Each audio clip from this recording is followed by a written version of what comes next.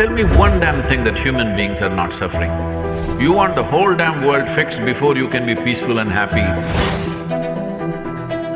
In Australia, every day 9 people commit suicide. 7 of them men. What happens in their mind for those few days or hours, that is terrible. So how do we navigate this inner turmoil? Unless we do something right now that we bring people to learn to handle themselves consciously, there is no other way out. They must know that in is the only way out.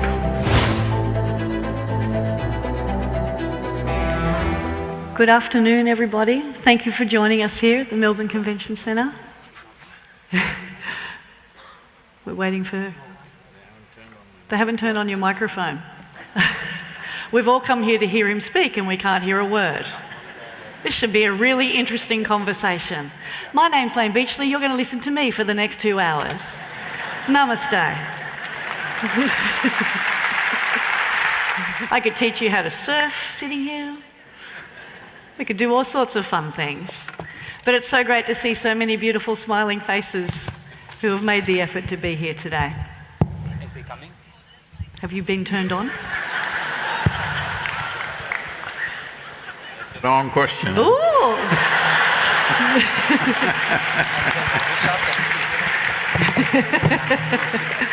It's that easy, huh?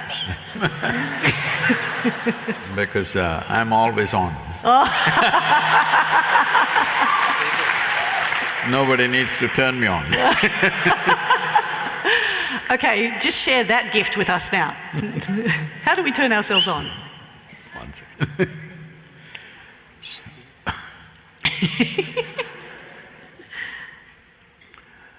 Jananam sukadham maranam karunam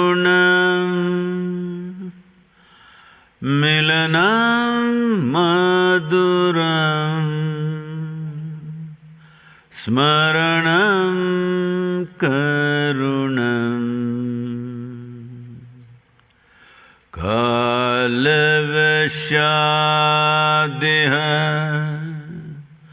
sakalam karunam samayadipate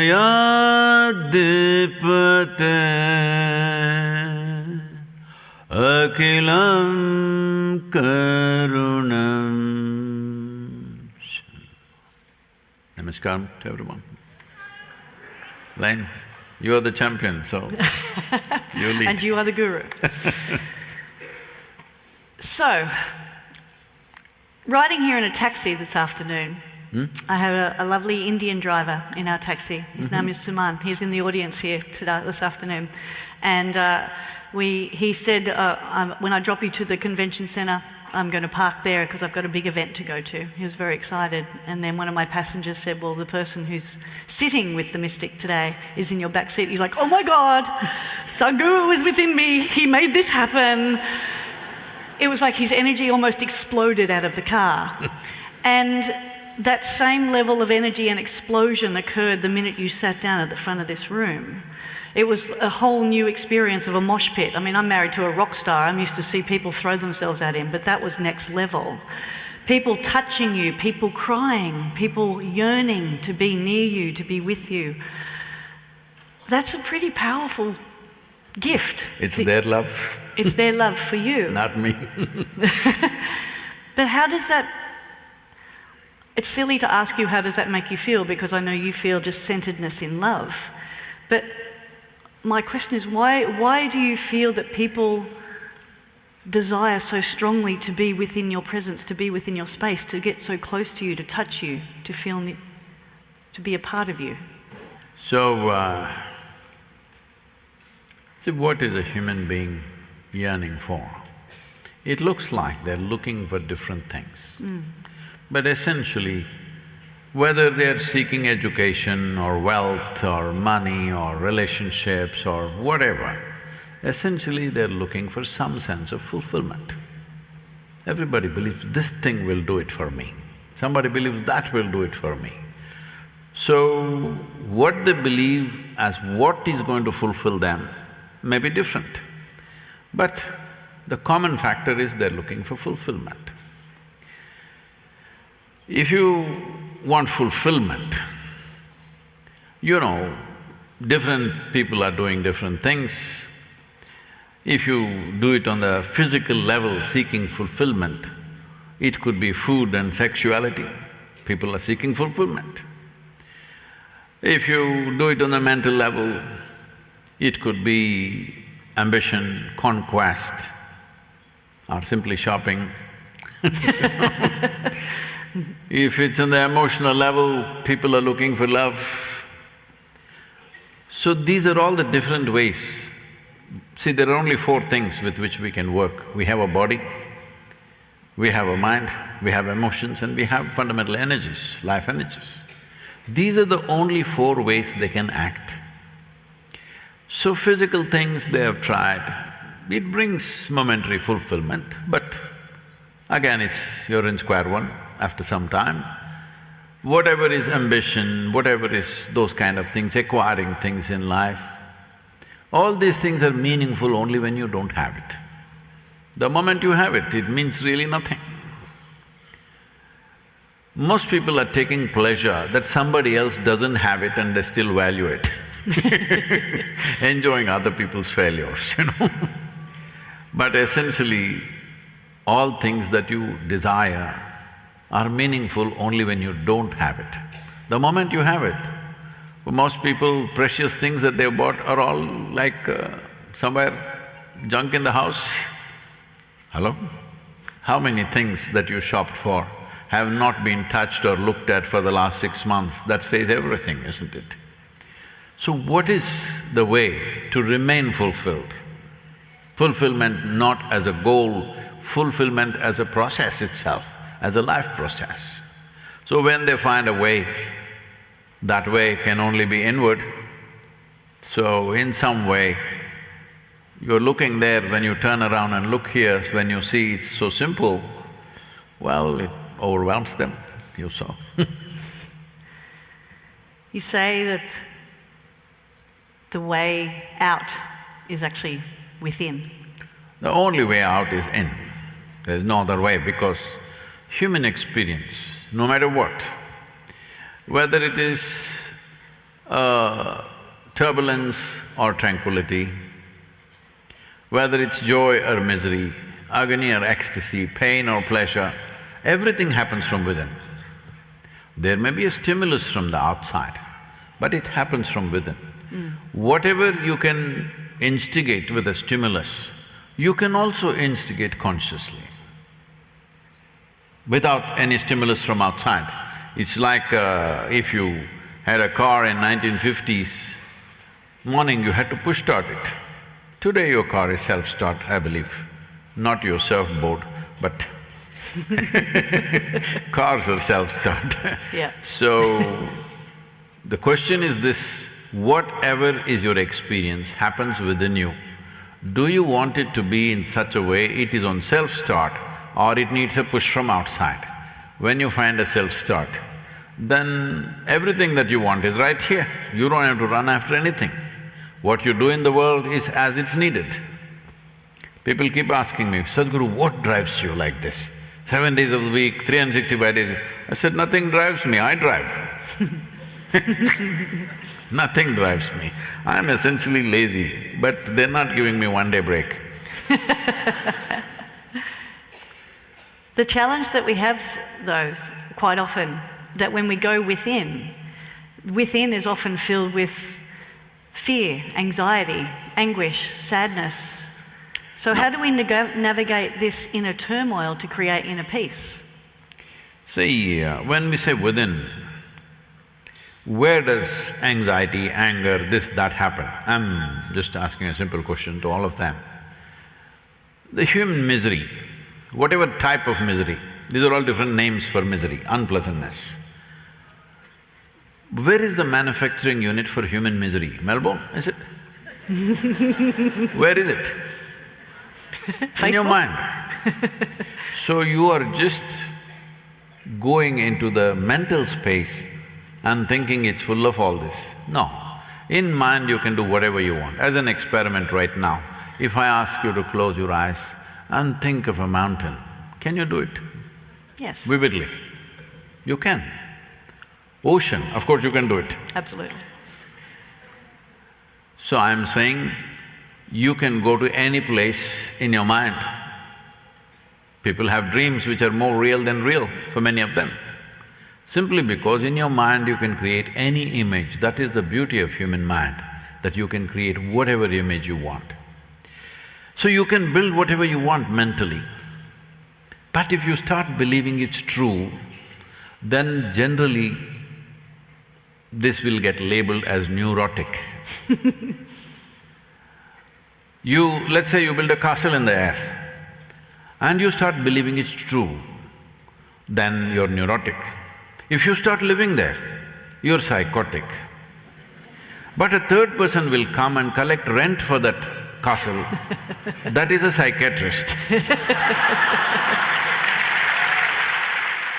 You can build whatever you want in your mind, but you must know it is just a psychological structure. If you start thinking it's real, then you have all these problems, anxieties, fears, depressions, this, that, because you're believing structures that you built up in your mind. You're not able to differentiate between psychological structures and existential realities. When you misunderstand your psychological drama as existential, then there is no hope. Hello? You should know, I can make anything, I can sit here and fall in love. I can sit here and hate somebody who doesn't exist. Anything you want you can do in your mind, but you have lost that freedom to do anything you want. You have become compulsive as to what you can do. That's the only problem. So this is a journey from compulsiveness to consciousness. So if they've taken 1 or 2 steps, they're thinking it's too fantastic already.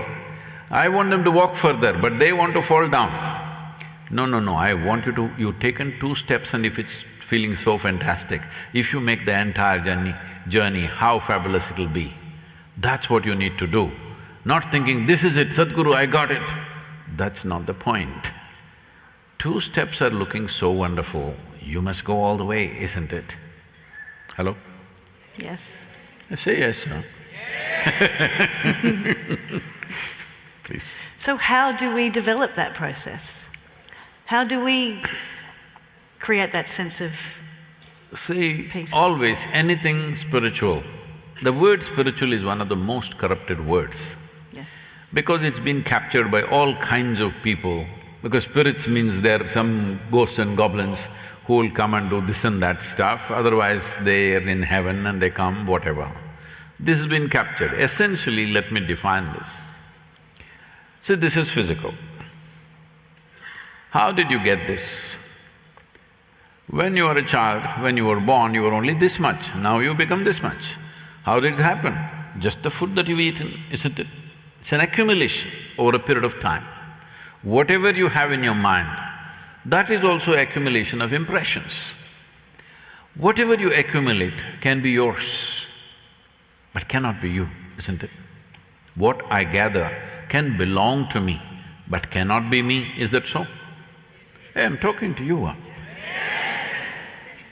I'm usually speaking to live people. I'm not a cemetery speaker, okay? Oh, we'll just turn your mic off. Now, the very way you are is such that what you gather and who you are is all mixed up. It is true you gathered this body over a period of time, hello? Yes. It is true, all the content of your mind you gathered over a period of time. But now you think it's me. So right now, you know, this vessel has become very famous because it's been sitting next to me for some years now. If I suddenly say, this is my vessel, you will say, it looks like Sadhguru has some problem, but everybody says he's wise, so let's listen some more. After some time, I say, this is me. Then you say, let's go. Because this is a clear case, hello? If you believe yourself to be something other than what you are, that is a medical case, hello? Yes or no? Yes. So right now that's all that's happened. See, all the countless number of people who walked on this planet before you and me, where are they? Topsoil, this also, all the best. They're topsoil. This also will become topsoil. Hello? I'll bless you with a long life, but anyway you will die, is it okay? Hello? It's not my wish. Because nobody is negotiating life and death, we're only negotiating little more time. Hello? Little more time we want, that's all. We want all our enemies to die and then die, what do you say? All our competitors No, my competitors wanted me to die. So, essentially, what we gather, we put it back, it's very simple. But somehow when we sit here, we think absolutely this is me. So once you make this mistake that you don't know which is you, which is not you. I sat on this chair for a long time, then I start thinking, this is me. Just see how ugly it becomes. Wherever I walk, this seat is sticking to me and I walk with it. How ugly it becomes. That's how it is. The moment you get identified with something that you are not, something turns ugly. Because now fears, anxiety, simply if something happens, there is a problem, nothing happens, there is a problem. Tell me one damn thing that human beings are not suffering. They are not educated, they suffer that. Put them to school, they suffer endlessly. If they're poor, they suffer poverty. Make them rich, they suffer taxes. If they're not married, they suffer that. Get them married. I did not say anything. I did not say anything. They are only. So you look… seems like you're suffering everything, let's give you death, they'll suffer that. You suffer life, you suffer death, you suffer everything, if it happens, if it doesn't happen. Where is the problem? The problem is just this. We have given you, we means nature has given you a very sophisticated computer out here, but you don't know where the keyboard is. So you keep knocking yourself like this, like this, like that, something works. Many times these days all the young people have this habit of keeping their smartphone in their hip pocket, and whenever they sit, it calls somebody. Okay? Bum touch, not if you keep it here, it calls somebody. Will it call who you want? No, if you want to call who you want, you have to do the right thing. So right now, this is all that's happening with one's mind. The most fantastic faculty that you have compared to any other creature on this planet, you have a better brain than a Moombot. Hello? Some of you are not agreeing. You have a better brain than any other damn creature on this planet, yes or no? More complex, more sophisticated, but just see how much misery human beings are manufacturing. If you remove half their brains, they would be peaceful. This is what they're trying to do, this is a weekend, I don't know how you're here. They're trying to soak their brains in alcohol so that… Peace. See, if you take away the potential, the problem is always gone. But is that the way to deal with your life? Take away the possibilities, then problem is also gone. So, how do we handle this? The first and foremost thing is, if you sit here, this is the basic program, many of them… I don't know how many of you been through in engineering, have you? Oh, that's why. Quite a few. So the simple process is this, if you sit here, you become conscious, your body is here, your mind is there, what is you is a little away, little space. Once there is a little space between you and your physical realities and your psychological realities, this is the end of suffering, because there are only two kinds of sufferings in your life, physical suffering and mental suffering. Little distance, suddenly they are not a problem. And once you create little distance, the nature of your body and the nature of your mind is 100% clear to you. See, for example, whether this earth is flat or round, big discussion. For 1,000 years we've been arguing about this. The man who said it is round was poisoned to death because everybody believed it's flat. It's just then we started navigating the oceans, we saw maybe it is round, but still we don't know. Then somebody took off and started flying. Oh, almost definitely it's round, but not sure. Someone went and stood on the moon and looked down, 100% round. Distance, isn't it? If we were walking on this planet, doing no other means of transportation, we were just walking on this planet, we would still be arguing the same thing, is it round or flat? Even now if you walk up and down here, your experience of life is it's a flat earth, isn't it? But it's round, we know that now beyond any doubt. See, suppose you just came from Japan, I heard. So, suppose you're going to the airport, you're in a rush, but there's a traffic jam. Now, this traffic jam causes so much suffering. Then somehow you got there, got into the plane and your plane took off. Then you look down, traffic jams look so pretty, red lights and white lights, Have you seen them from the airplane? How pretty they are, but when you're in it, so this is all, your whole mental turmoil, when you're in it, it's like that. If you're little above it, you know the nature of your mind, dealing with it is very simple. Once you know the nature of your mind, you're a surfer, your body does what you want, that's why you're a champion, all right? There are many people, if you put them on the board, they'll fall all over the place. Mostly. Because their body doesn't take instructions from them, it's as simple as that. So, shall I check these people, all the people? How many of you can get your right hand like this? Please try this. Wow, not bad at all. Can you get it here, your right hand? Please try this. Wow, so much control you have. Can you do this? Fantastic. Try to do this with your mind. You want to put it here, it goes there. You want to put it there, it goes somewhere else. You want to put it there, it's gone. So, when you have a faculty like this, if you want it to go here, it goes there. It's dangerous to live. Hello? Yeah. So this is why so much fear.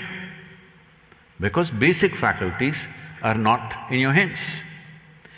And if I ask you a simple question, all of you, would you like a sharp mind or a blunt mind? Whatever you say yes, no, silence, I'll bless you. You want a sharp mind. Once we give you an instrument which is very sharp, you must know how to hold it. Why we don't give a sharp knife to a child's hand? Not because a knife is dangerous, never has it happened, a knife jumped and stabbed somebody. Did it ever happen? Not even down under. It is only the hand which handles it, whether this knife can be used to save a life or take a life, is determined by who is holding it, right? So the same thing goes for your mind. If you have a very sharp knife in your hand and you're a little la la la la la la la kind, intestines will come out. Worse than that is happening right now. What human mind is doing to individual people, their own mind, what it is doing to them is worse than intestines coming out, more painful. Hello? All kinds of things. Why? Because if I give you a knife, first thing you should know which is blade, which is handle. If you hold the wrong end, tighter you hold, more it'll hurt. And if you don't know how to be conscious of how to hold it, it'll scrape you all over. So this is all that's happening. When you know all human experience is caused within you, is that so? Once again I'm checking with you. All human experience happens within you. What happens within you must happen your way, isn't it? The world will never happen your way. please know this. Little bit your way, little bit my way, little bit somebody else's way, that's how it should be. Everything happened your way, then where the hell do I go? It happens little bit your way, that's how. But this 1% must happen 100% my way. But right now, that's the only problem with life. This one is not happening your way, isn't it? If this one happened your way, what is the problem in the world? Whatever the situation, we'll deal with it to the best of our capabilities, that's all there is. Yes or no? Some situations we know how to handle, some situations we don't know how to handle. That's about it. Right now, you may not know what is the nature of your existence, but at least you should know what you're not. Suddenly if you think I'm a flower, there's going to be a serious problem. Similarly, see, this is happening to you every day. Food appears on your plate. You say, this is my food. You eat it, then you say, this is me. Ridiculous, isn't it? So will we get it now that the food that you ate is just a part of this planet, the soil that you woke up on? Will we get it now or will we only get it from the maggots one day? We'll anyway get it one day, but if we get it now, you can transform your life. Then you can make good manure. Anyway, it's useful, I'm saying, to somebody, not to you. Please. I just want to go back a little bit where you talked about identifying with certain things, because when we grow up and as adults, we tend to identify with everything because we have this longing to belong. And if we identify with something, so a lot of people in this room identify with what you have to say. You talk about the fact that, to go within is where all the answers are, yet there's 5,000 people in this room sitting here seeking inspiration and answers from you because they identify with things that you say. See, we don't want to play with words, so to make you understand this, it is not because of what I have spoken they are the way they are, because of simple practices that they're doing in their life, because it's brought the necessary transformation. Words anybody can say. Today you will hear this and tomorrow you will go. The best things have been said to you right from your childhood, by your parents, by your teachers, by many people, isn't it? Great things have been said, but they don't stick because there is no experiential dimension to it. It is just psychological. When something is fresh, it means something. After 3 days, you've forgotten what it is. This is how it happens. So because there is a practice, there is an experiential process. With that, you have realized at least a little bit. That realization is always transformative. It's the transformation which makes the difference, not the identity. And what is that practice? What is that process? As I said, we generally call it inner engineering, because we've engineered the world. See, our lives have improved in so many ways because of engineering, isn't it? Today we are sitting in this hall because it's engineered in a certain way.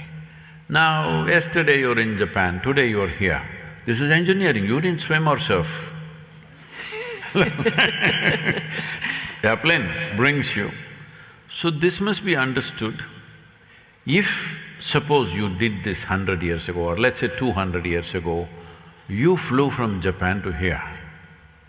If you claimed you are the messenger of God, we would believe you. If you say you're the daughter, there's no precedence, but still we would believe you. If you said, I'm herself, we would still believe you because you flew from Japan to here. But today we know you just flew by an airplane. A very common thing, everybody does that, just a ticket. That's all it takes. Yes. So, what you call as magic or a miracle, see, 1,000 years ago, if I just had a light bulb, I could claim I'm the messenger of God and people would have believed. Just turn on the light, whoa, the whole population would bow down, yes or no? So what is one man's miracle is another man's engineering. This is called inner engineering. You engineer your interiority in such a way that it's the way you want. At least you should be the way you want. Nobody in the world will ever be 100% the way you want. Hello? You can agree with me, hello? Even if you have two people in your family, they are never 100% your way, isn't it? That's why most people got dogs these days.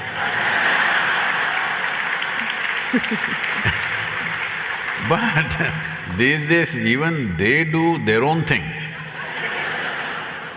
When they need food, they behave the way you want. Once they've eaten, they behave differently, the way they want.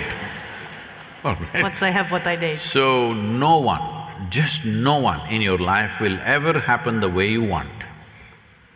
This one person must happen, isn't it? If this one happened, if you happened just the way you want, would you keep yourself miserable or blissful? Blissful. For yourself, it's always the highest level of pleasantness, isn't it?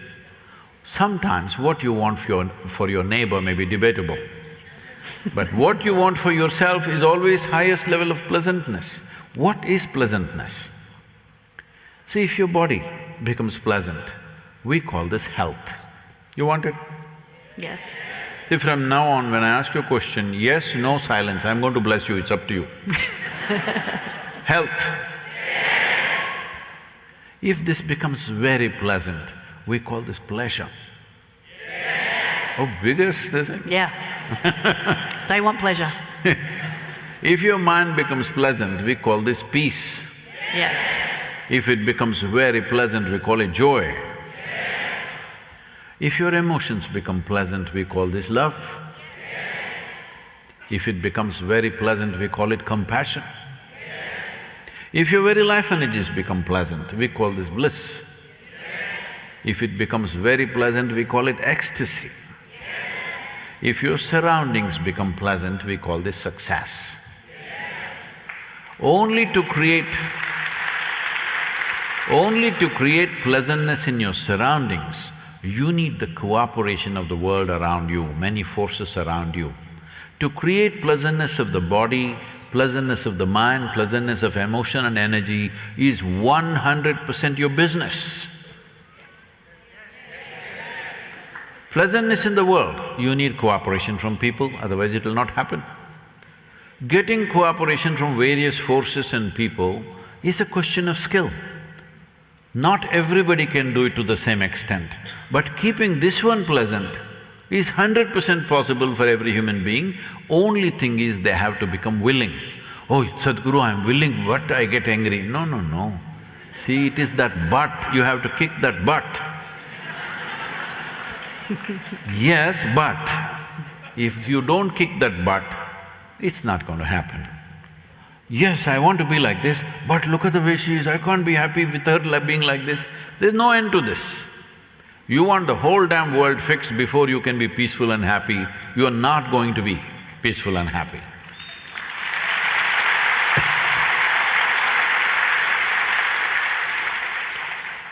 I believe that our lives are a direct reflection of what we believe to be true. So if we don't know what we believe, then we can have a look at our lives because they reflect back to us what we believe. Now, you were talking about if we focus, when we understand what we want, then we work towards that. But majority of the people that I work with through Awake Academy know what they don't want, more so than what they do want. So if we're addressing people's concerns from a place of don't want, how do we get them to connect with what they do want? See, the only thing that human beings want is pleasant experience of life within and around. Just that different people are defining it in different ways. Somebody believes, I can be pleasant only if I get $1 billion. So his pleasantness is postponed for a certain number of years or maybe for good. So similarly, everybody is putting conditions. Sometimes they may be fulfilled, sometimes they are not. If they are fulfilled, you will realize it works for some time and then it drops off. So essentially, fundamental thing to understand is human experience comes from within. If you don't take charge of this, no matter where you are, no matter what you have, you can live in… See, recently something happened, people who are living in palaces, literally royal palaces, they committed suicide. They're living in a palace and they're committing suicide. Hello?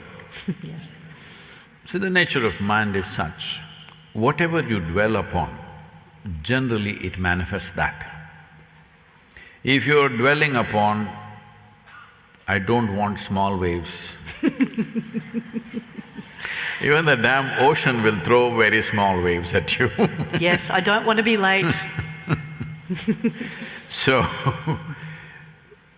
this is what I said. You have a huge computer, but you don't have the keyboard.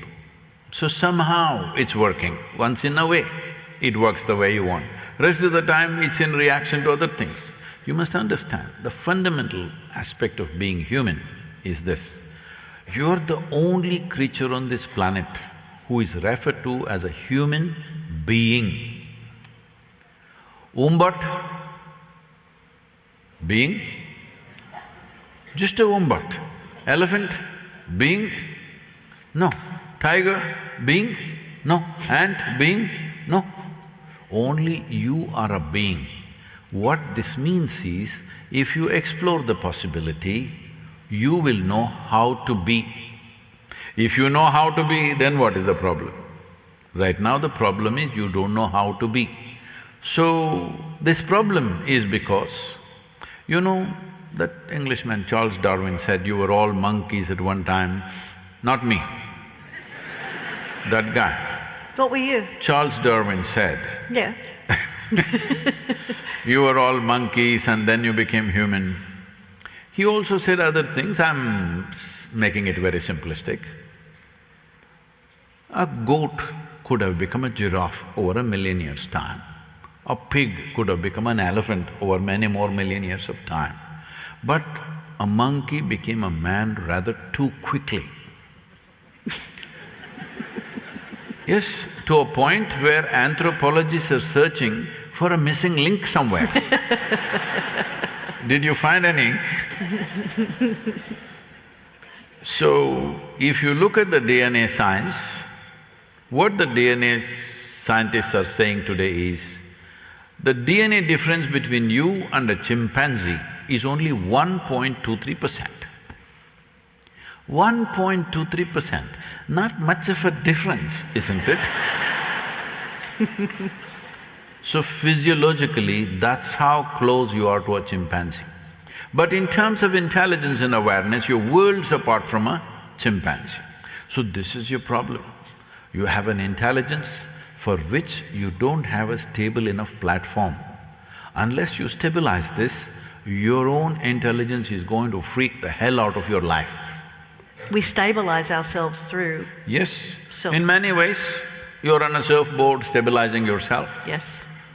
It works to some extent. Somebody dances, somebody sings, somebody does something else. Different types of activities people use to stabilize themselves. But any activity that you do, how many hours in 24 hours can you surf or dance or sing or do whatever? So this is why it is important you find an inner mechanism which wherever you are, it's always on. If you are doing this with physical activity, you get enslaved to that activity. See, right now, only if I sing I can be happy. I have to sing, all neighbors will have to vacate. I have to sing 24 hours, all right. Now for you, we have to throw 80-foot waves all the time. Yes, please. So I'm saying any activity that we do, only if I eat this I'll be happy, we'll have to be eating. Only if I drink this I'll be happy, we have to be drinking. Anything outside activity, if it decides our inner way of being, we get enslaved to that activity. And no activity is it possible for anybody to keep it on for 24 hours all the time. No activity, anything cannot be done unless it's an inner mechanism where you just know how to be. Like breath, it's happening, all the time it's happening.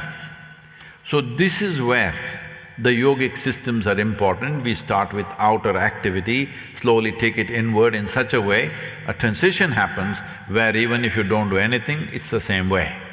But with every other activity, you have to do that activity for you to get that experience. That's a fundamental difference. So, yes, round of applause.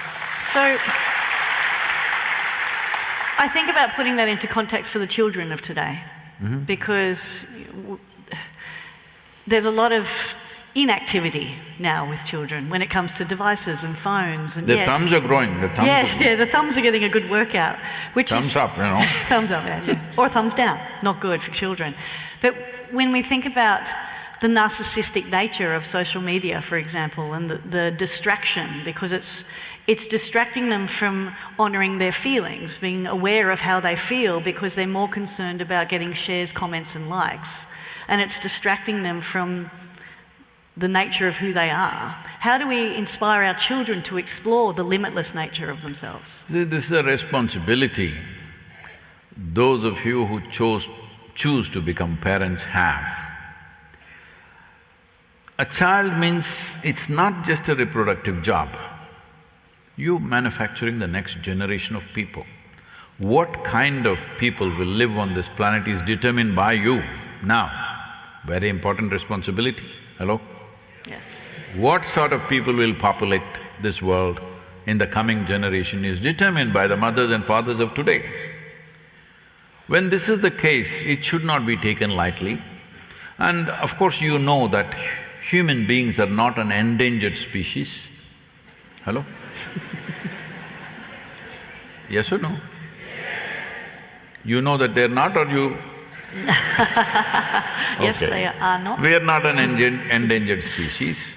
So if you are a tigress, I would say, please, you must reproduce because, you know, there is a danger to the species. Yes. We have multiplied manifold. Beginning of 20th century, just little over 100 years ago, we were just 1.6 billion people. Today we're 8.4 billion people, lot of reproduction. It's not just excessive reproduction, it is just that people are living longer, which is wonderful. So population has multiplied. Essentially, we took charge of death. We postponed our death. The average life expectancy of a human being at the beginning of 20th century was 48 years. Today, it's 70 plus in most places. So when you postpone your death, you should also have postponed your birth. But we didn't do that, so we multiplied literally almost 5 times over in a little over a century. Well, human footprint also has increased in its size, individual human footprint. What a human being would consume 100 years ago and what we are consuming is massively different. Hello? Yes. See, just look at this. What your grandparents had in terms of clothes, in terms of, you know, automobile or homes or whatever, I think what you have today is at least 20 times over or 25 times over. Yes or no? So our consumption has increased and our population has increased. Everybody is trying to control human aspirations. You cannot control human aspiration. People drive an electric car to the office, on the weekend they take out a beast. Yeah. People are doing this everywhere. So, controlling human aspiration is very difficult. But bringing down human population consciously is very much possible. But nobody wants to attempt this because everybody thinks if I don't reproduce his population, his kind will go up. So my kind should go up. Whether it's in terms of race or religion or nationality, we are thinking on these terms. So we are yet to be sensible enough to find a solution. All of us can multiply like crazy and then no place to live kind of situation we can create. We are heading for that. All population projections show that somewhere around 2053, the human living conditions will become so bad. It is expected about 12% of the population may commit suicide. Yes. How many? 20? 12%. 12%? Yes, that's a billion. Yeah. Wow. Right now, the suicide rates in every country is going up. In Australia, every day 9 people commit suicide. 7 of them men. Does it make you happy? What are the Australian women doing? Yeah. Driving our men crazy, obviously. So in India, 38 people commit suicide every day. In every hour, more than one, all right? In United States, 18 people commit suicide every day. In most affluent countries, in Japan, in 2020 when pandemic was raging, more people committed suicide than the number of people who died of COVID. So you don't really need any disease or a flood or a fire or anything, people will do it by themselves. And that number is rising year on year. It is expected by 2050 plus, up to 12% could commit suicide because it becomes so horrible to live here. And above all, mental issues are growing in so many different ways. So unless we do something right now that we bring people to learn to handle themselves consciously, if they continue this impulsive and compulsive reactions to life around them, they becoming mentally ill is very much possible. See, right now about 22% of the US population is under psychiatric medication. Recently, the Surgeon General in United States announced that 1 in 2 Americans is feeling lonely. If 2 of you are sitting here, 1 of you is feeling lonely, what's happening to the other guy? Loneliness is the incubation period for mental illness. Once you start feeling lonely, you are cooking it up. It's just a question of time, just a question of life situations arranging themselves in a certain way. If they become little formidable, you are going towards mental illness. Once you go towards mental illness, suicide is just one more extra step. See, the question is not whether somebody died or not. People anyway die, all right? But what they went through as life. If a man or a woman, a human being… Mostly men. Yeah. She seems to be enjoying it. Not really, I'm actually going to a funeral tomorrow from a friend that speaks badly of the woman in the country. No, not really, it speaks badly of the men because we need to break that cycle. What can we do to break the cycle? Why do men feel like they No, they I'm can't saying address maybe the the ladies are driving them in that direction. I'm not responsible for that. You talk of responsibility. In India, there is a law called abatement of suicide. So you said something to freak somebody and they went and committed suicide, you could go to prison for 3 years. Oh, really? Yes, abatement of suicide. So don't say this in India, okay? Okay. So, the important thing is, see, somebody committed suicide means somebody died, whatever means. Death is not the problem. See, the basic instinct of life is, you want to preserve this. It's natural, whether you're an ant or a human being. This life is the most precious thing. But you want to take it. You know how much suffering should happen? Nobody can gauge this. What happens in their mind for those few days or hours or whatever it takes for them to make the decision, that is terrible. The human suffering, man or woman, okay, it's still terrible, all right? Yes, it is. Glad we agree on that. So, that much human suffering we manufacture where you want to take your own life. The worst thing is, in 2022, 18,600 children committed suicide in India, below 18 years of age. Of this, 7,600 children were below 15 years of age. Wow. A child. 12, 13, 14-year-old child wants to commit suicide. What are we doing? Can't we see we are doing something fundamentally wrong? A child is an exuberant piece of life. 12-year-old, 13-year-old has to commit suicide means, do we not understand that we are doing everything wrong? The goddamn life is being done wrong. Hello? Yes. A child. But this is what is happening, this is across the world, there is no exception. Wealthy countries, poor countries, whatever kind of countries, it's happening because human software will collapse slowly if we don't take care of certain things. This is why we did the Save Soil movement, because when I saw in the month of January when COP26 happened in Glasgow, and I met a few of the environment ministers, and when I spoke to them, what have you done about soil? They said, what is soil, Sadhguru? What's wrong with soil? We're all talking about oil. I said, what? In the COP, there's no soil? No, we didn't even hear the word soil. Then in March, I started 100 days I rode a motorcycle from London to Kaveri, 30,000 kilometers in 100 days. And when this happened, we managed to touch 3.91 billion people, B. And people rose. Once people started speaking, the narrative changed. In COP27 in Egypt, we became official observers. In COP28, the soil became the main theme in many ways. They had an event there called Soil the Superstar. A non-existent soil became the superstar in 2 years' time.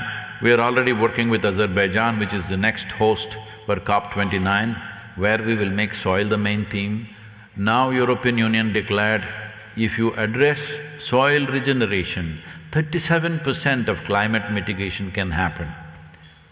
I'm saying, where was it all this time? Because everybody wants to hit oil or whatever else, fossil fuels, because there is money in it. Soil, there is no money in it. Nobody wants to talk about it. See, if you want to shift from I'm not saying we should not shift, we must shift. But if you want to shift from fossil fuels to whatever other things, technological innovations need to happen. Innovations in technology is not going to happen overnight. It may happen tomorrow, it may not happen in the next 20 years, we don't know. Hello? Nobody can time scientific development that in this many years we will produce this. There is no such thing. It may happen, it may not happen. But soil means agricultural soil we're talking about. This is one piece of the planet where human hand is tending to it on a daily basis. The land that human hand is upon, isn't that the first thing we should change? Hello? Yes. Our hands are on it. Isn't that the first thing we can change? No, we don't want to change that because there are so many vested interests who want to push you away from that. So this is why it's important, at least if 60% of the population stands up and says, this matters. If all of you every day say something about safe soil, in whatever messages you send, whatever transactions you do, you keep saying it, then it becomes a policy matter, it becomes an election issue, then money is invested, then things will happen. Otherwise, you go and fix your kitchen garden, that's very cute, but that's not a solution. Solution is the world's agricultural policies need to change.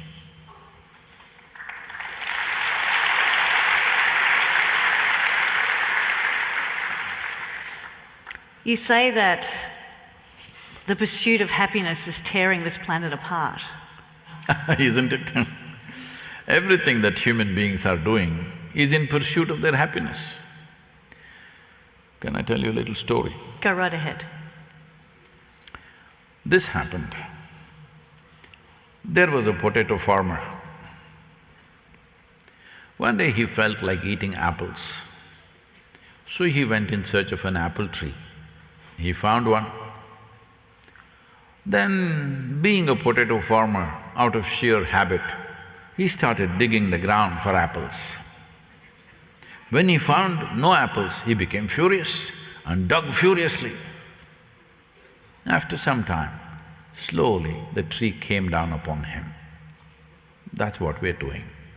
Repeatedly I went through this. Human experience happens from within. Joy and misery happens from within, is it so?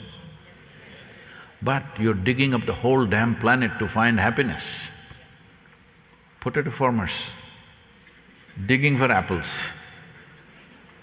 This is disastrous.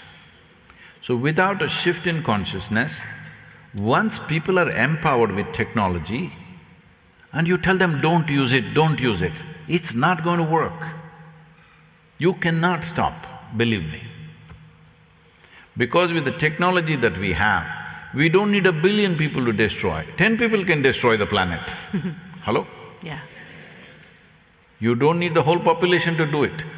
Because somebody can build a palace which is 1 billion rooms.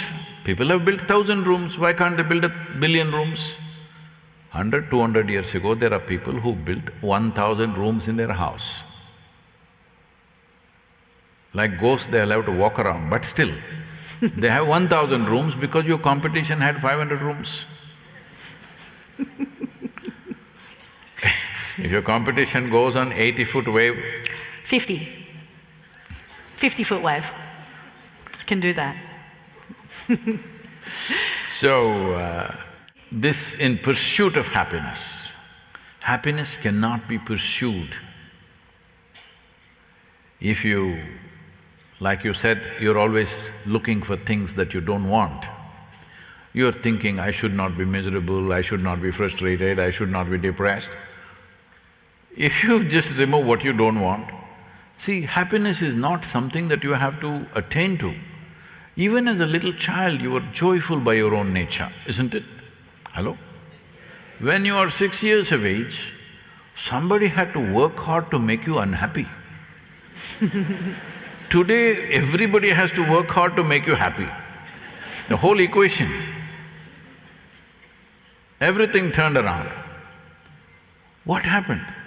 See, at the age of 6, if you're so joyful, by the time you're 30, you should have been ecstatic. If you grew up, I'm saying. If the reverse happened, a retardation happened, isn't it? Your body grew, your brain grew, your capabilities grew, but your ability to live retarded. Those of you who have children, because she asked a question about children, if you have a child at home and you are there, between you and the child, who is more joyful? Who should be a consultant for life? Obviously. But the problem with adults is, the moment a child enters their life, they think they want to teach something. If a child comes, it's once again learning how to be alive, which you were also at one time. Now, you are acting like you're carrying the planet on your head. No. Hello, is it on your head? No. Nothing is on your head. Simply nonsense, because you don't know how to keep your head clean. Yes or no? Nothing has been done about it. Right from the kindergarten to wherever you have studied, it's all about how to conquer the world. You can call it science, you can call it technology, you can call it whatever, but look at the tone of everything. Everything is about how to conquer the world. There is nothing about how I should be. Nothing. Did you read anywhere in the textbook how as a human being you should be within yourself? No. Any method? No. So what will you produce? It's expected in another 15 years' time, 50% of the world's population could be diagnosed as mentally ill. Now when you say mental illness, don't think of only those people who are in an asylum or something.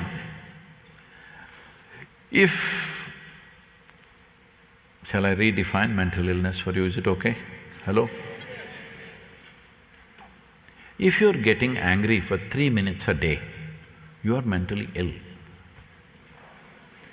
If you're getting angry once in 3 days, you're already on the way.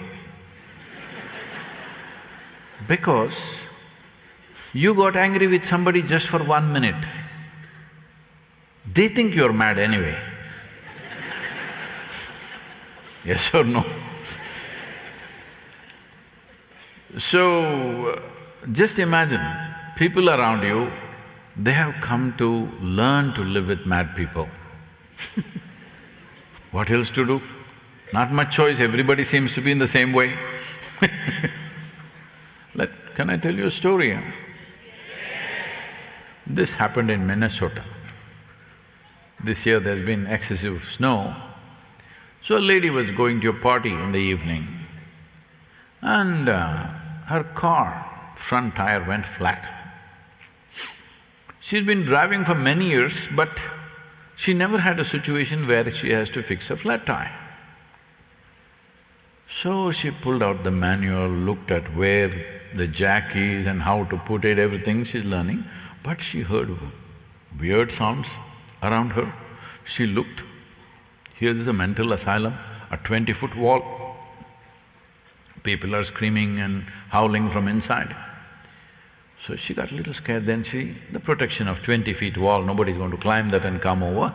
So she started focusing on how to fix the tire, she got the jack out, lifted the wheel, first time in her life she's doing this, somehow got this, it's a heavy tire and wheel and she somehow carried it around, got this. The instruction said when you pull out these 4 nuts, you put them in the hubcap so that they're in one place. She put it in the hubcap, but she was going to a party. So she's in those kind of clothes where you can neither sit nor stand, you know.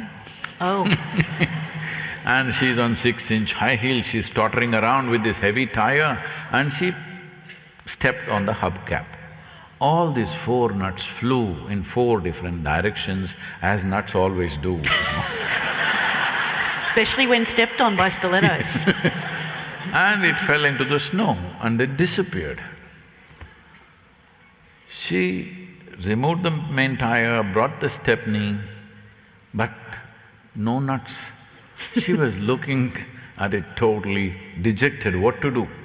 Then she heard a voice, "Hey lady!" She looked up, on the 3rd floor of the asylum, there's a young man standing there. He said, "Remove one nut from all the 3 wheels, put it on this and you can drive to the gas station." She did just that and she was wiping her hands, looked at him and said, "Thank you very much, but you're such a smart young man, why are you in this place?" He said, "I may be crazy, but I'm not stupid like you."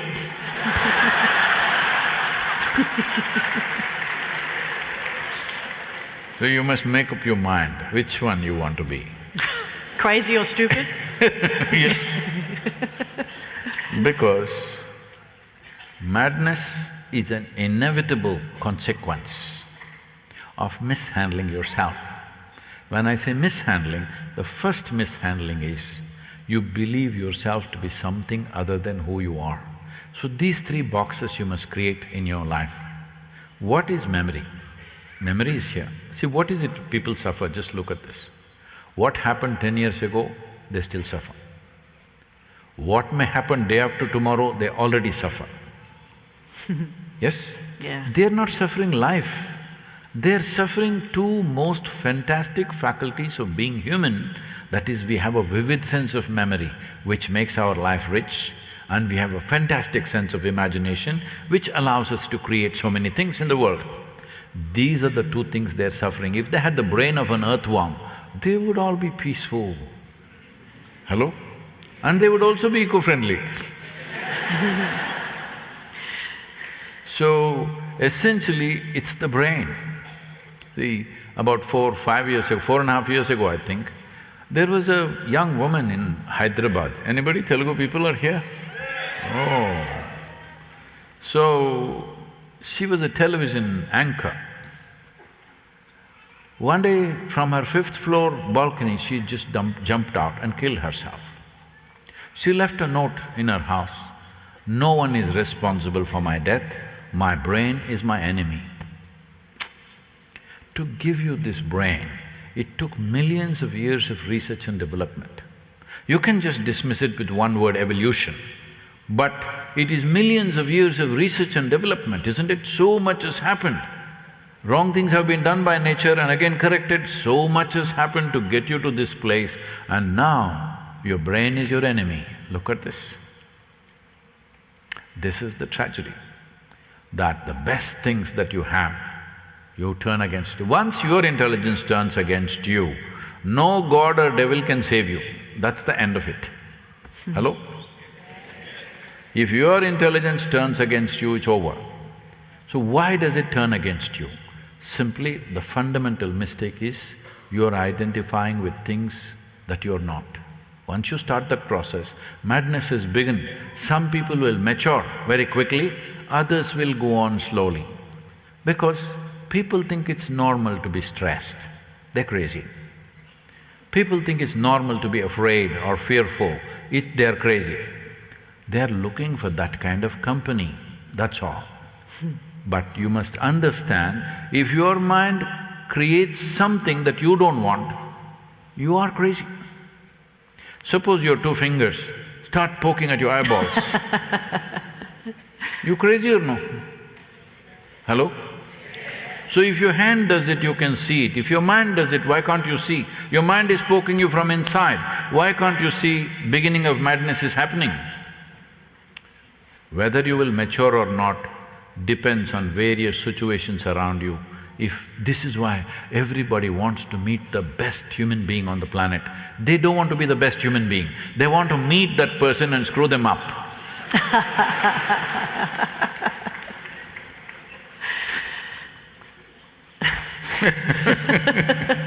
I'm just thinking about a lot of what you said, and one of the things that I think stops us from accepting the responsibility or the ownership of the nature of our own minds and the limitless nature of our being is that we can become a victim to circumstance. We allow external circumstances to dictate the quality of lives to us. And I must admit, when I was coming through the professional surfing ranks for probably the first 7 years of my career, I was a victim. My poor performance and my results was everyone else's fault. It was the judges or the conditions or my board. And then I realised that the centre of all of that misery and that suffering was me, and something had to change. So even surfing causes suffering, I didn't know that. Surfing and suffering, yeah. I was suffering while I was surfing. I thought it's a fun thing. It is, yeah, unless your brain gets in the way, which my brain got in the way of. And then I realised that I had to change, and that's what led me to yoga and meditation and visualisation and all those beautiful things. So namaste for that.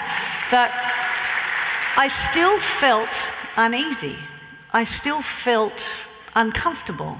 And I went and did something at 25 years of age. I had an experience called a rebirthing, which is literally lying on the floor and getting connected with your breath, a cyclical cycle of the breath for 45 minutes. And that unsurfaced my fear of abandonment and rejection due to being adopted at birth. Now, and coincidentally, it was the same time that you found or same age, not the same time because you're a little older than me, but it was the same age that you found yourself at the top of Chaman. Only by 1 year. Oh, yeah. Ouch!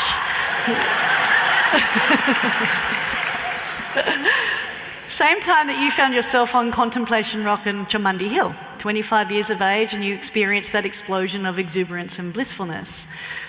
We can't all have a rebirthing, we can't all find a contemplation rock, but we can all detach from the victim that we can instantly connect with very quickly because it's familiar, and we tend to go towards the familiar versus because it creates that sense of comfort and control. How do we break the cycle and maintain a connection to the positive process of the centeredness and the inner alignment to create that inner peace? So we stop being the victim and we stop projecting and we start taking responsibility, which, as you refer to in inner engineering, means responsible for responding. Well, this we need word, another hour? This word rebirthing comes from a term called Dvija. In India, in that civilization, an enlightened being is always referred to as a Dvija. Dvija means twice born. Once you're born of your mother, which was not your doing, it happened. So, second time you're born consciously, which is your doing. If you have to be born again, you must first of all be willing to die the way you are. If you don't die, how to be reborn? I'm right here but I was reborn again means it's silly, isn't it? I died in some way. So it comes from that process, let's not discuss processes like that. So the important thing is this, that human beings find endless ways to torture themselves because their source of happiness is elsewhere. Somebody else, something else is the source of their joy. Now there is no end to this. Because you can never have that somebody or something 100% in your control. Every small thing will freak you. About your success, see, that is a competence issue. Even if you did not become a champion, you could still enjoy surfing, all right?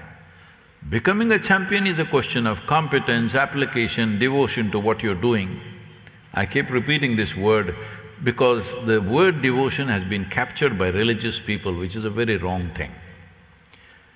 Devotion means unfaltering involvement with something. Whether it is sport, art, music, spirituality, business, politics, whatever it is, if you are not devoted to it, you will not do anything significant. Mediocre things you may do, you may earn a living, but you won't do anything significant. To simply balance on that motorless, silly board takes a lifetime of devotion. Hello? Yes. Yes or no? Simply kid stuff. But to do it well, it takes a lifetime of devotion, otherwise it won't happen. Anybody can do a little bit, but to do it in a certain way, it'll take a lot. See how people are struggling to hit a silly sitting ball in a golf game. Do you think it's some great circus? Sitting ball, you can't hit. I keep telling them, if you can't hit a sitting ball, what the hell can you do in your life? So, but to hit a sitting ball properly, the way you want, takes a whole lot of work. Simply to hit it any way you can. But to get to that place that you do it just the way you want it, that takes devotion.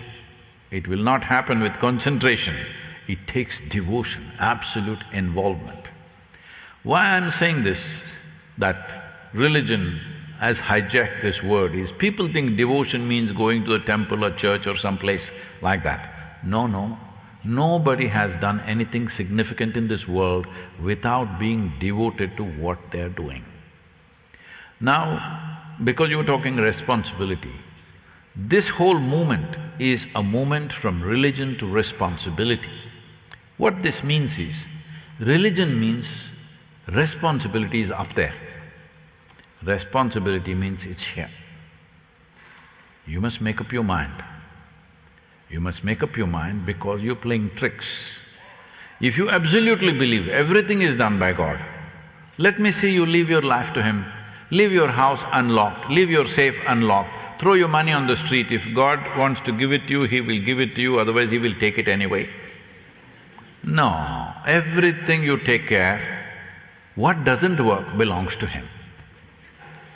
I'm saying, unfortunately, we're playing tricks with ourselves and thinking we are doing something very pious or sacred. Please come to senses. I'm not saying there is no value at all, there is, but if you're that kind, right now it's you not willing to hand over anything to God. You're trying to make a deal. Dear God, I'll give you $10 today, please I need $1 million in the lottery. Try this, I'll give you $10. You go outside in Melbourne, wave it at anybody who was on the street, I'll give you $10, please give me $1 million, they'll slap you in the face. But you think the source of creation is such an idiot that he will make a deal with you $10 to $1 million? What makes you think? See, if you don't believe in anything, if you pay attention, if you pay attention to a leaf, a flower, an ant, a grasshopper, anything, don't want big things, small things, if you pay enough attention, whoever made this, brilliant, isn't it? Hello? Absolutely brilliant or no? But we did not say God is intelligence. We said God is love because you're bereft of that. We said God is compassion because you're always a helpless creature. Whatever is the source of creation is brilliance, isn't it? At least if you imitate that a little bit, the world will be better. Obviously, you didn't create this, nor I created this. Hello? We didn't create this. Whichever way it happened, brilliant or no?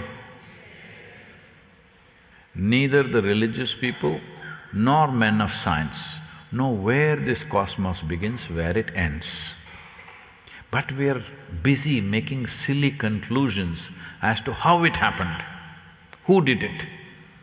First thing to understand is, this creation is not human-centric, that is the biggest mistake we've made. Every other life is far more important than you. This is why this whole soil movement is. A handful of soil in southern India would have 8 to 10 billion organisms in it, one handful. Over 50 to 75 species of organisms. They are the foundational life. Even your body, right now in your body, 60% or more of it is just microbes. Only 40% is your parental genetics. If they freak, you're finished. This is what is happening to the world, that on an average 27,000 species of organisms are going extinct every year. As this progresses, first software will collapse, then hardware will collapse. We are heading that way. Those who are in touch with natural elements are a little more sturdy, those who are not, slowly dissipating. Why? When everything is better than ever before in terms of comforts and convenience, yes or no? Everything is better than ever before. 100 years ago, how people were living, how we are living, everything is better in terms of physical comfort and convenience. But why so many people are losing it? This is it. This is one of the important aspects. There are many other sociological reasons, that's a different matter. You cannot fix the sociological reasons overnight. Hello? You cannot. You can wish for it, but it's not going to happen. But there are some things we can fix. This is the whole thing. What we can do, we will not do. What we cannot do, we dream about it. You need to come down to realities. The reality is this: if you conduct your body well, you will be healthy. If you conduct your mind well, you will be mentally healthy. If you conduct your surroundings well, you will be socially well. If you do silly things, things will happen to you. You can look up and pray as much as you want. This happened in Tennessee. You know, our center is in Tennessee, it's a very religious place. So there was a very pious religious man who went to church not just once a week, every day he went. And he was always very poor, he prayed and prayed, dear God, Tennessee lottery is over 800 million. He prayed and bought tickets and tickets, nothing happened. Then at last he went. When he went there, he sought appointment with God and said, I want to meet. He met. He asked, Oh, Holy Father, why did you keep me so poor like a church mouse? I prayed to you every day, I did all the right things. But my neighbor, he's an atheist, and he eats and drinks and fornicates and whatnot. But he's well-to-do, everything is good for him. Why this? So God said, he doesn't bore me through the day like you. So, responsibility should be here. My life is my responsibility. This doesn't mean you created the creation, no. But creation has been done, management is still yours, isn't it? Hello? Management is still yours.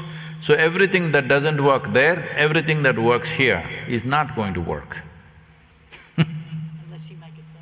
Oh, I've been told that. I thought I'd been told that. I have been told that. How about that? Maybe we should open for questions. Yes. Namaskaram, Sadhguru, and you've spoken a lot about a few statistics. I'm sorry if I spoke too much.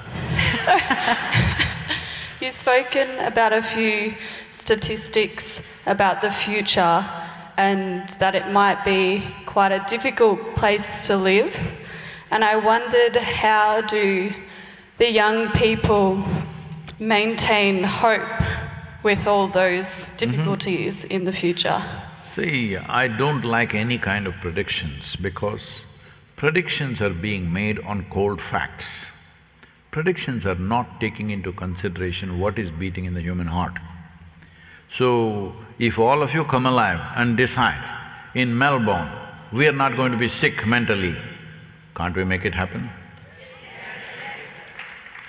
So this is what is needed.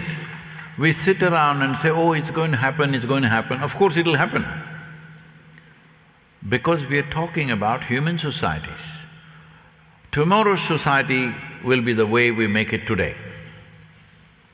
If there is a commitment in us, we can make sure as a part of this year we are launching what is called as Miracle of Mind. This, we want at least 3 billion people to practice in a matter of 18 to 24 months.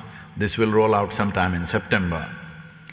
What this is about is minimum 15 minutes, a simple practice.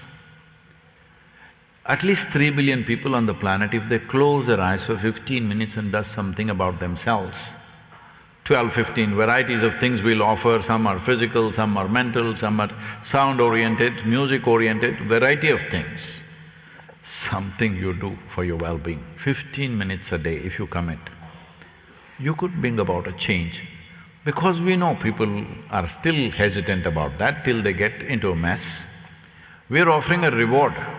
We are trying to put together about 250 to 50 major brands in the world where, I'm saying for example, let's say Adidas shoes. Adidas, okay, let's go with that. If you're below 18 years of age, if you do 90 days of inner work upon yourself, they'll give you 5% discount on the shoes. I'm not saying this is the number, but some number they'll arrive at, because this is a business proposition.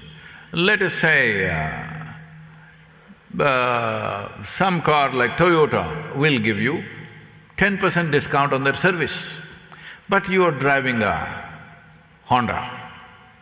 Now they're nudging you to buy a Toyota, because I'm trying to say this is not charity, this is a business deal for them, to bring loyalty with their customers and build new customers. So if you are over 18 years of age and below 30 years of age, if you do it for 180 days, you get that reward. If you're over 30 years of age, if you do it for 300 days, you'll get that reward. The reward is just an add-on, but the biggest reward is you're mentally healthy. Hello? Yeah. While the microphones move around, I had a question for you. Can I ask you one more question? Well, I thought I'll read a poem for you. oh, you've written a poem for Yeah. me? Okay. Because you asked me the first question, I didn't get the poem at that time. That's true. It's titled as In Love. The beautiful weed-covered pond, the beautiful weed-covered pond, as I gaze at this seemingly still surface, as I gaze at this seemingly still surface, a fish plonks out in delightful effort, in search of sunlight or air, I do not know. A fish plonks out in delightful effort, in search of sunlight or air, I do not know. Splashes back into the pond, a momentary breakthrough for light and life, spectacular sight of spirit. Splashes back into the pond, a momentary breakthrough for light and life, spectacular sight of spirit. But the sound, it shattered my heart into a million pieces and scattered across. But the sound, it shattered my heart into a million pieces and scattered across. I do not know who I love or don't, but for sure in love.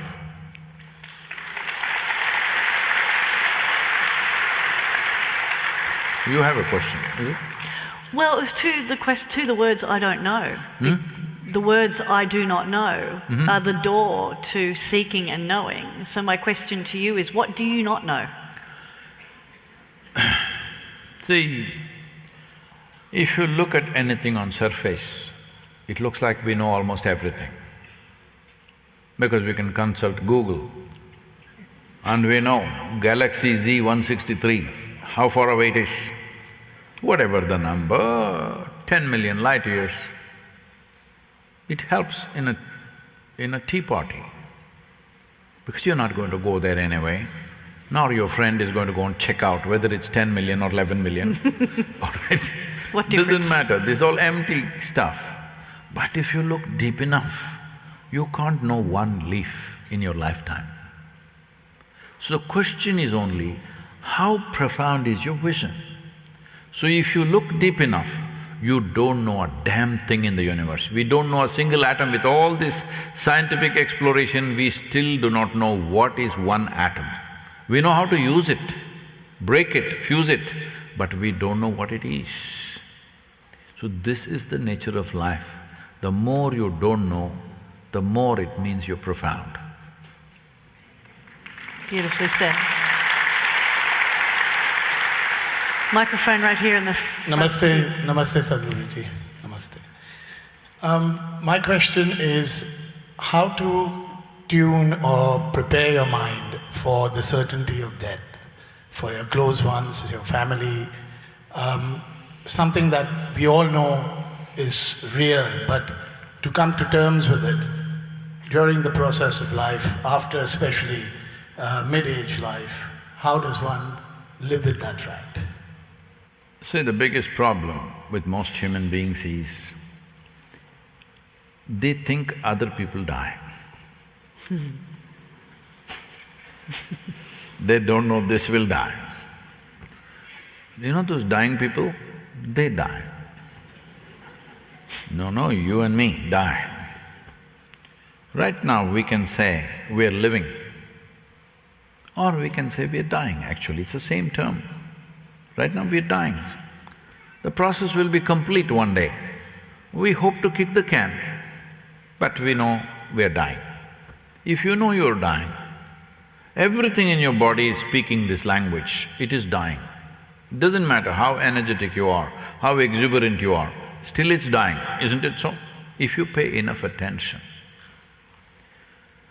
So, instead of trying to make a philosophy out of death, you must pay little more attention to the life that you are. Then you know clearly you're dying. And everything in the body is programmed and prepared for that, except your silly mind. And that's what you want to prepare, I understand.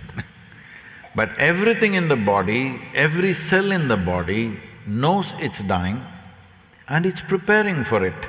And of course it's trying to buy a little more time. Yeah, I need to capture that. What are you capturing now? That moment where I became aware of every cell in my body. So, this happened in 2020, just before the pandemic, 3 weeks before the pandemic.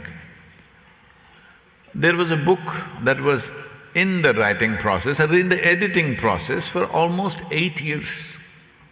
Usually that's not my time scale, but somebody was editing it, taking limitless amount of time, and they keep coming back to me, one more question, one more question, one more question.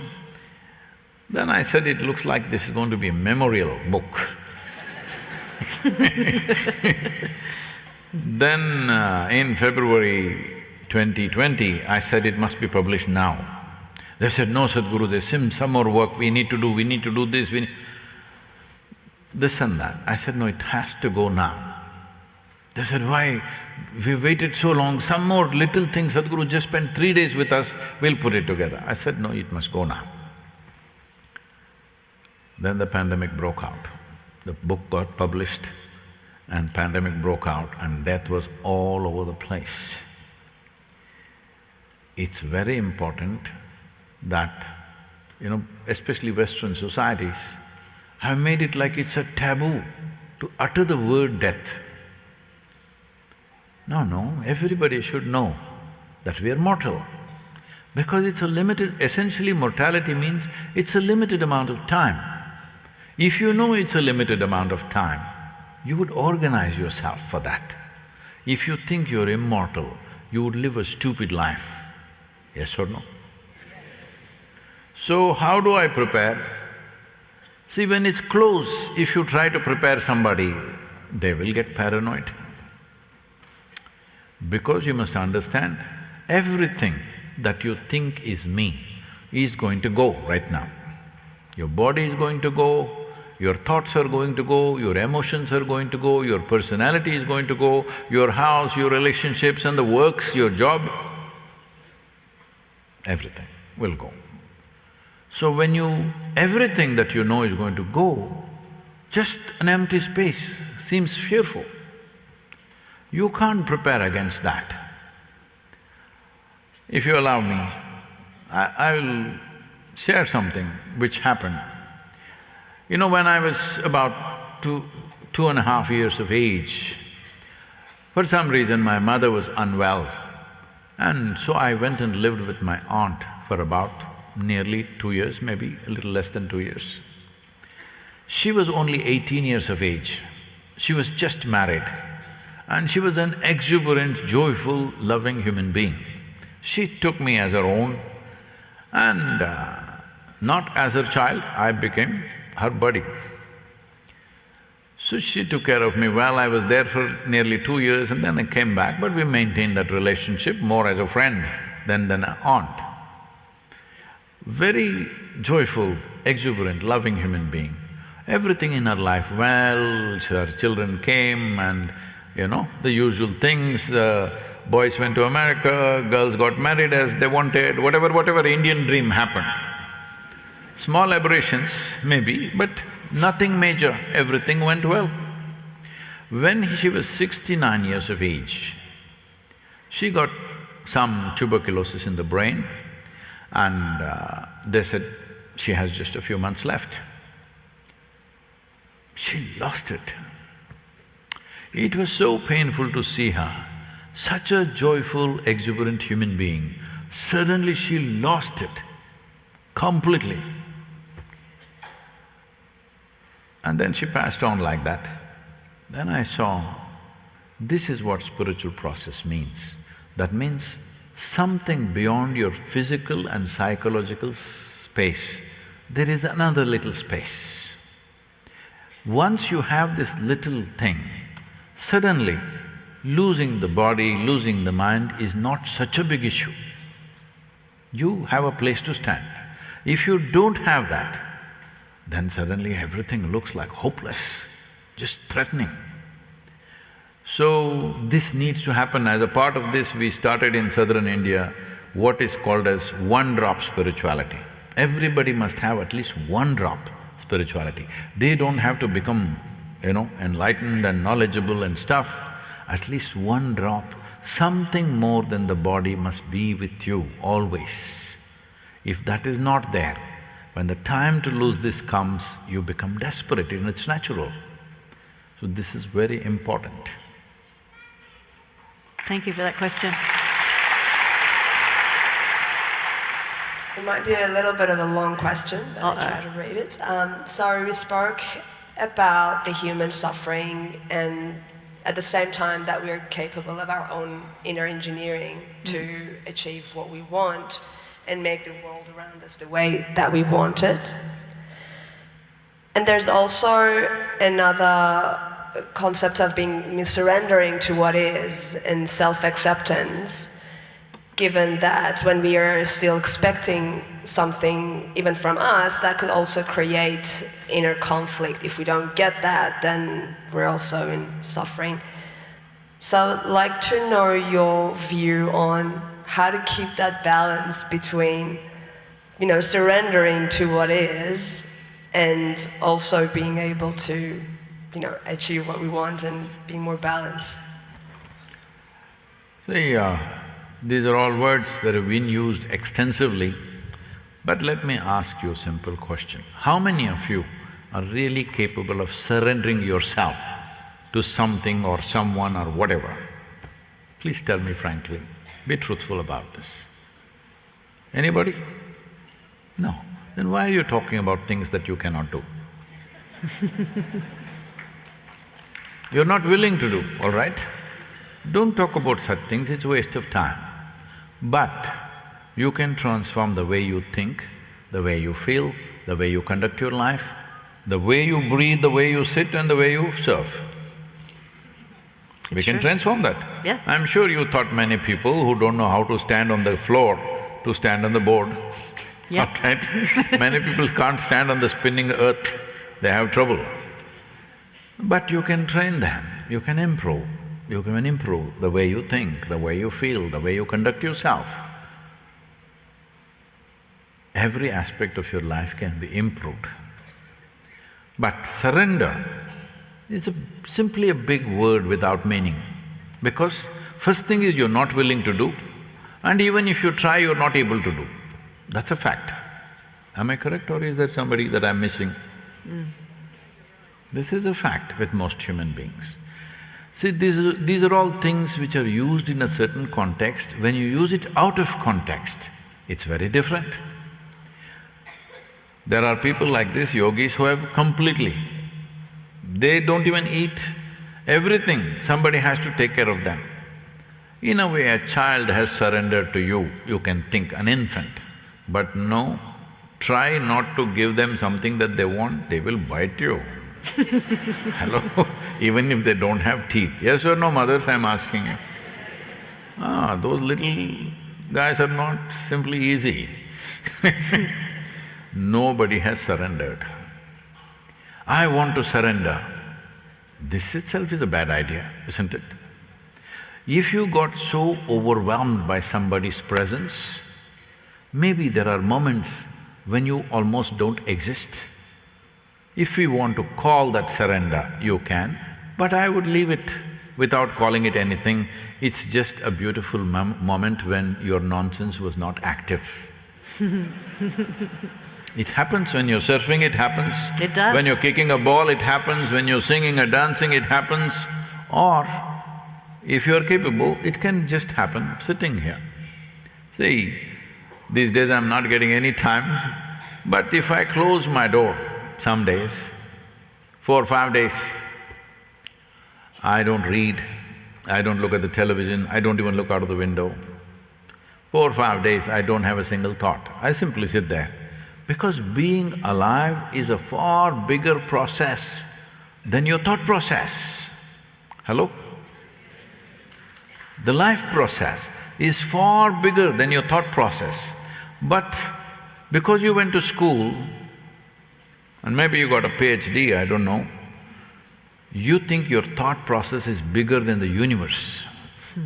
See, right now, today, just I'm informing all of you news if you've not seen, there have been no major accidents in the many billions of galaxies.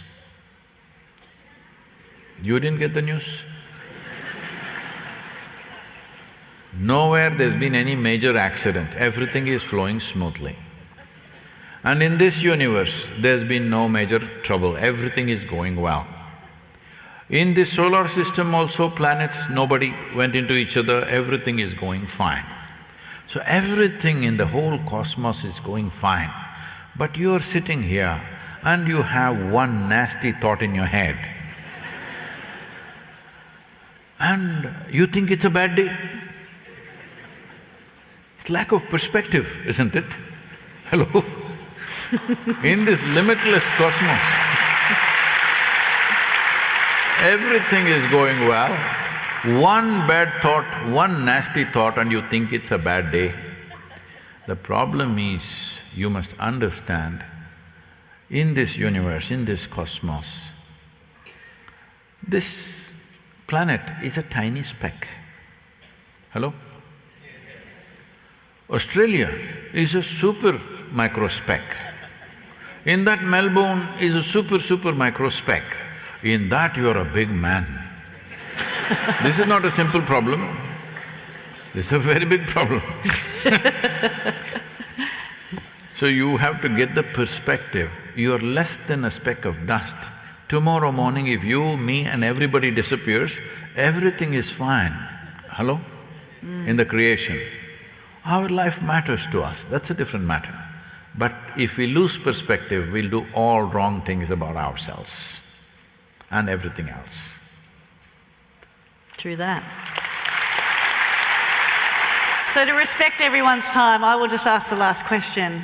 And my last question for you is, you've instilled so much inspiration and wisdom upon the audience tonight. What is the one most important thing everyone must do before they walk out of this room? What they should do?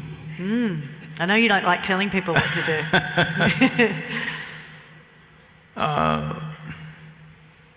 They must know that in is the only way out.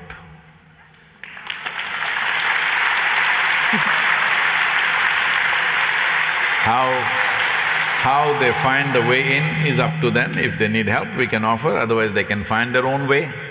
But in is the only way out. There is no other way out. And so, with that, you say enlightenment is not an attainment or an achievement, it's a homecoming. And I would like to thank you so much on behalf of everyone here today for bringing us all home. Thank you. Namaste.